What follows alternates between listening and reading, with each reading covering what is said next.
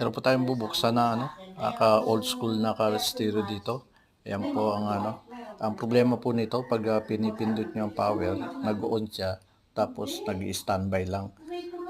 Kung mag-on man siya, pag pinihit niyo pa ang volume control niya, hindi gumagana.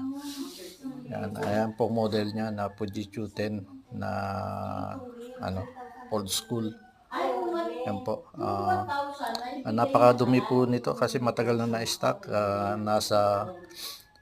Tinagal ko po ito sa aking lumang car stereo, sasakyan na L300.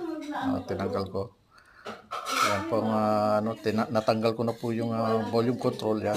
Magagawa po natin ng paraan yan. Sige po, ipopost ko na muna po yan.